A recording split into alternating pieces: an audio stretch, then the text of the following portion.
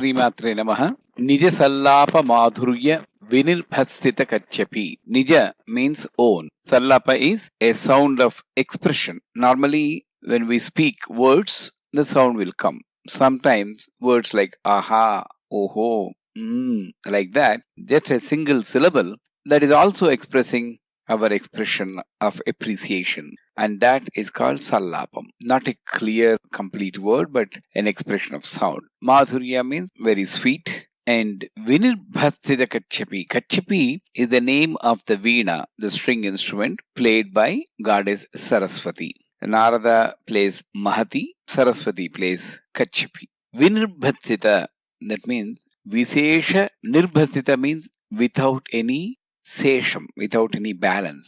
Vinirbhatsita is, the meaning is rejected without any balance.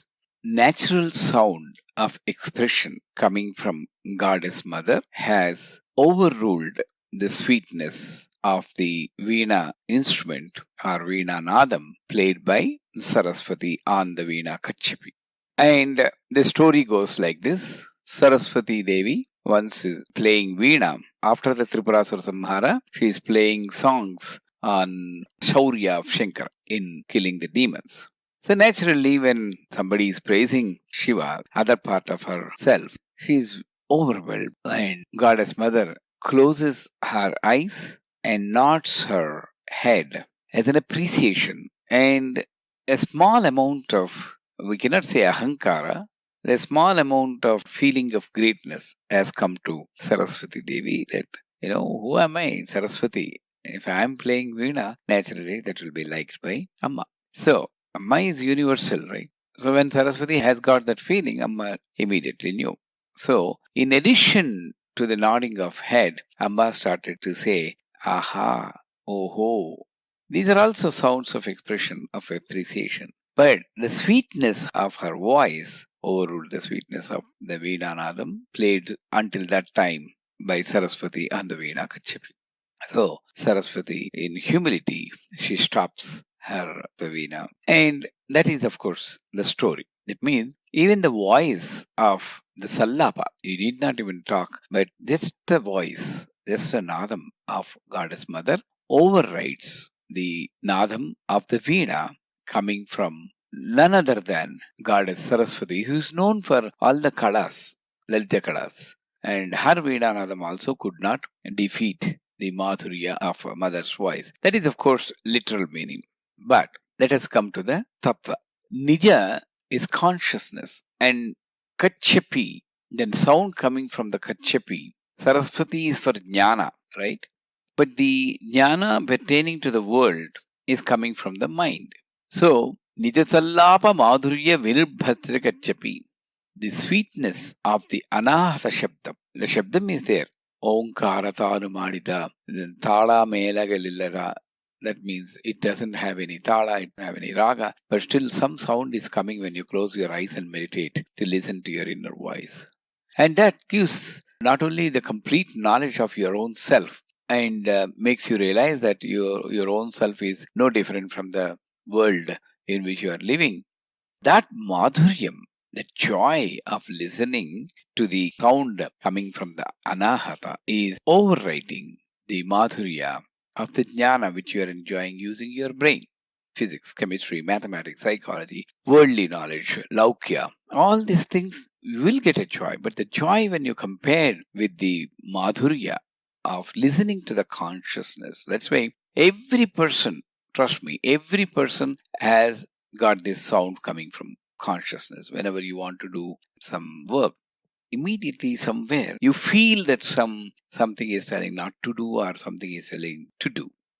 The more you cultivate the habit of listening to the sound or experiencing the sound, the audible level of the sound increases. And one day you'll only hear that sound, nothing else. Nadopasana. Mandasmita, prabhapura, majat, kamesha, manasa. Smita means a light smile. Mandasmita, still lighter smile. Prabha, radiance. Pura, covered. And majat, drowned. Kamesha, isha. Manasa, consciousness. That is pratipadartham. That is the meaning for every word.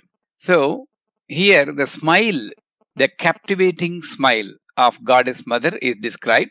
How she smiles. Actually, what is the beauty of a smile? A smile should be very light, expressive.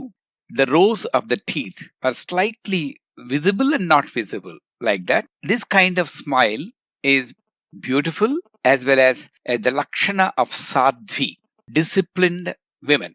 Naturally, Amma is Pativrata, so she is the most disciplined lady you can ever imagine. So she looks at Kamesha and then smiles. Why she is smiling? Because she is getting Parameshwaranandam. She is thinking of the Ishvara, Kameshwara, Kameshwari, and the joy she is expressing. The joy can be of different types. One is Karana Rahita Ananda. That means sometimes you feel joy. And if somebody asks, why you are happy? You don't know. I'm very happy today. Karana Rahita Ananda. Then Nadananda.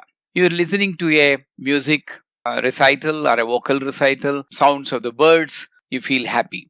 Or sometimes somebody is praising you, you feel happy because you are listening to the Nadananda. Then Pranavananda. Pranavananda is when you meditate, when you focus on your own self, then you listen to the Omkara. It's not exactly Omkara, it's something like Omkara. It cannot be analyzed. And that type of Anandam you get is Pranavanandam. Kameshwaranandam, of course, this is the Ananda you get by thinking about Kameshwara is Kameshwarananda. Actually, Kameshwarananda for a jiva is when you go to the past, you get pain. When you go to the future, you get frustration. The Ananda you have only in the present. So being in the present is Kameshwarananda and time is Kameshwara.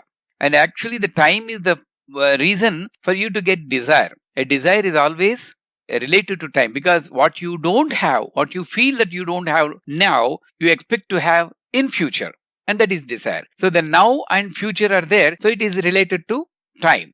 So whenever you get Ananda by being in present, right at this moment, what I have, I'm just talking to you. Whom I'm talking about? I'm talking about Mother. Whom I'm talking to nice devotees like you who are very much dedicated to Srividya. So everything is pleasure for me. Ananda. Speaking to you is pleasure. Thinking about you, pleasure. Thinking about Mother is pleasure. Being in the present is pleasure. And that is called Kameshwara Ananda. And is equal to, sixth one is Brahmananda. Brahma means all pervading. And creativity. See, when you have Anandam, it should have an effect on the people. Ravana also had got Ananda by getting Sita, but it is a pleasure only for him. But he caused so much sorrow for the entire Devatas and also his own people also because of the war. So our joy should be creative. It should be like a viral effect. I'm using a wrong word, but then it should be contagious. So the joy you have should be spreading to the entire world. And that is called Brahmanandam. That is, Brahma means all pervading. Sarvam Brahmamayam. The song by Sadasiva Brahmendra goes like this. Sarvam Brahmamayam Re Re Sarvam Brahmamayam Kim Vajaniyam Kimavajaniyam Kim Vajaniyam Kimavajaniyam Sarvam Brahmamayam Kim Bhoktavyam Kimabhoktavyam Kim Bhoktavyam Kimabhoktavyam Sarvam Brahmamayam Kim Vachaniyam Kimavachaniyam Sarvam Brahmamayam Kim Bhoktavyam Kimabhoktavyam Sarvam Brahmamayam. So when you don't differentiate between you and the world, when you are focusing on you, you get joy only when you or your own family members progress or just lead a life according to your own will and wish. But when you focus on the world, there is always a joy somewhere. And that joy you pick up and you feel the joy in the world is your own joy. That is the Brahmananda.